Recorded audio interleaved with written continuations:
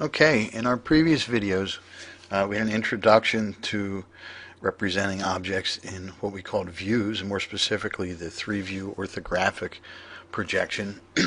And what we're going to take a look at before we get into any more complicated objects, we're going to have an introduction to what's called dimensioning and tolerancing. And what we're showing here is a two-view orthographic. In this case, for this object, it's a square plate with a hole in the center, and what appears to be the center. And we could have a right view over here, but I didn't bother with it because this object is square. It's actually fully defined by these two views. And for the purposes of today, we are only going to be concerned with what we need for dimensioning. So, what is a dimension? Well, dimension, if you think about the views, the purpose that they serve, they display and convey to us, the reader of the print, what the object, the shape of the object. But in order to manufacture this item, we need to know some more information. And specifically, what dimensioning and tolerancing will convey is the size. So in this case, we have what looks to be a flat plate. And if we imagine we were going to make this block, first thing we would need to know is how thick is it?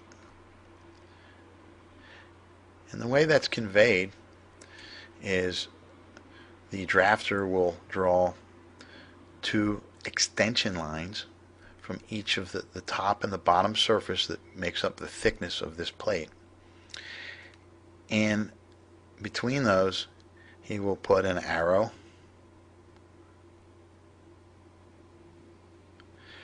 and a dimension. And in this case, our plate is 1 inch thick.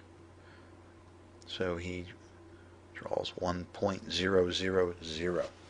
Now, these arrows could be either on the outside or the inside. They could have been here. Okay, that would be perfectly legal. Typically, the smaller the object, the dimension gets, then you start to see the arrows on the outside.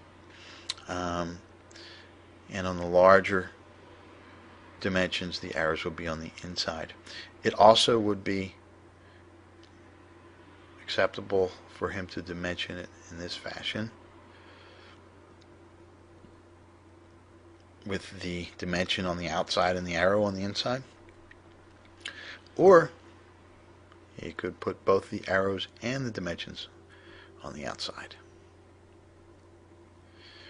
Okay, and again, that preference is dictated by the size of the dimension. So typically you want to represent the dimension this way, but either of these are acceptable as the dimension gets smaller and you just can't physically fit the arrows in the text inside of the extension lines. So at any rate, I'm going to draw that again because we've cluttered that up. So we have a 1 inch dimension here,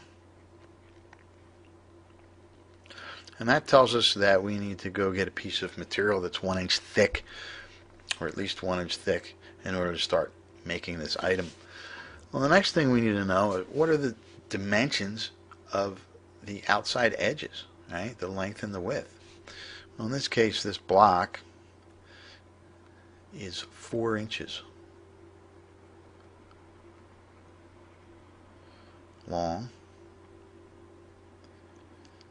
and conveniently, it's also 4 inches wide.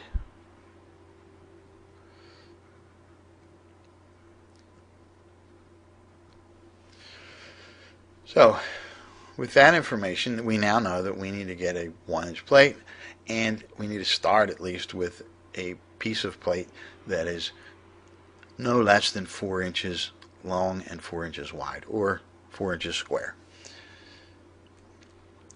In addition to that, we see that we have a hole in what appears to be the middle of the plate.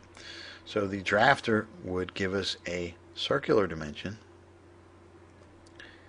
and again the arrows Could be on the outside or the inside, depending on the size of the hole. In this case, they're going to be on the outside.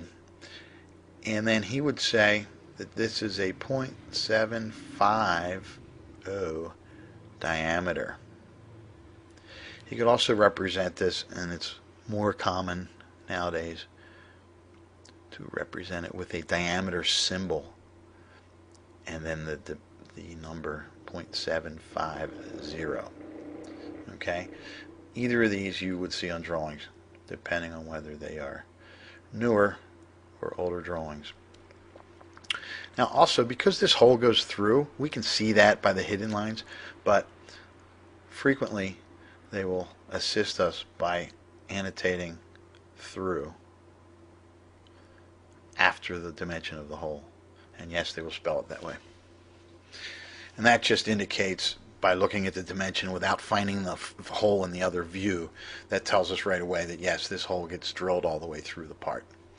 Now, the only other dimensions that we need then to define this part are the location of the hole. And since this is in the middle,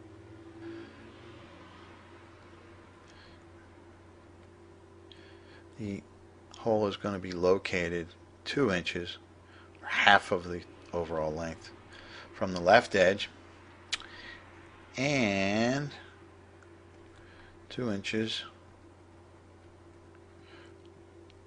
from the top edge. So with those dimensions represented on the drawing, we would be able to make this object completely. We have a thickness of 1 inch. We've got a 4-inch square rectangle, and then we have a 3/4 of an inch, or a 0.750 inch diameter through hole drilled in the center, or more precisely 2 inches from the top edge and 2 inches from the left edge. And these, everything in red, are what we call dimensions. Now there are more types of dimensions, but we are not going to cover those today. This is an introduction, so we can hopefully very soon